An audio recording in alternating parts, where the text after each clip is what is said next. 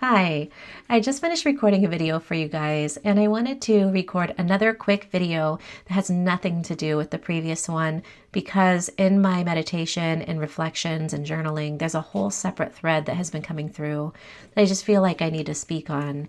And so for this video, I am talking to anyone who has been feeling a really strong pull. You probably would have felt it for quite a long time to step into the role of alchemist, of I hate to say the word healer, but for lack of a better word, healer, divine medicine for others.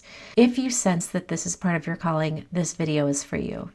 So I've definitely felt that pull all my life. All my life, it's shown up in different ways. And it's what led me to become a therapist to begin with. And it has been what more recently is really tugging at my heart to expand into the realm of spirituality. And so what I want to start off by saying, because I wonder if this resonates with you, is that this is not something I chose. In fact, my ego would have probably preferred that I stay in the role of simply doing my work as a therapist. It's gratifying. The work is beautiful. I love it. But there's something inside of me that for years has been pulling me to expand. When I push against it and try to resist it, it feels very uncomfortable. As a metaphor, it feels like I'm clipping my wings. And for a while, it even led me to lose access to my voice. So if you know me, you know that I used to post a lot on social media, and then I went through a long stretch of time, probably a couple years at least, where I wasn't posting as much. And in the back of my mind, I knew that there were ways that I was being asked to expand, a role that I was being asked to expand into. But when I would even try to speak on it, I couldn't find the words. And even still to this day, I have to really work at consciously opening up my throat chakra. It's really, really challenging at times to push past the blockages that have accumulated there. And some of those I do believe are self-created because it's so much safer to stay in the previous season, right? So much safer. And so if you're feeling this, I feel you. And if you feel the pull and you're not ready yet, it's okay. Please honor divine timing, honor your own process for emerging. It's not a straightforward linear process.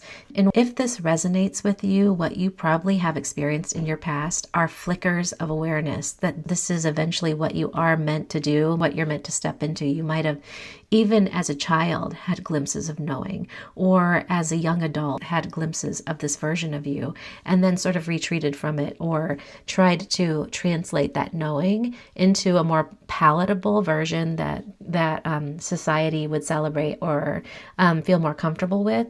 But I think a really important message for us right now is that that's no longer going to be acceptable. I feel as though there's a loud calling right now for the divine feminine to step forward. And I also do believe that there is a lot of energy at play that wants to interfere with that. So if any of this resonates with you, what I want to acknowledge is that perhaps over the course of your life, there have been multiple incidents of major interference that have kept you from stepping into this role again and again and again, or that even before you knew that this would be something that you would ultimately step into, that was meant to disempower you or create an environment inside of you that would make it so that it would be very hard for you to actualize this version of your evolution as a human being. While I was saying earlier that I thought some of these blockages were mine, my own inner limitations, I will say that it doesn't feel like all of them are mine. And so I want to say, if you have been experiencing disturbance on your journey as you've tried to step more and more fully into this version of you, please know that that is going to be part of the process. That isn't going to stop. In fact, it might intensify. And yet, what I believe we're being called to do is to learn how to expand our window of tolerance. And I talked about that in the previous video, so that we can tolerate a large amount of stress, upheaval, trigger, and feel deeply anchored and safe in our being. This is in many ways spiritual basic training. Like, you need to get your combat boots on and do the work to teach yourself that no matter how the tornado swirls around you, you are safe. You are exactly where you're meant to be. And that doesn't mean that you push through your body's knowing that you need a rest. It actually means that the sacred process is for you to do the work of creating enough healing inside so that you can widen your window of tolerance, so that you can step fully into the role that you know you are being called to step into.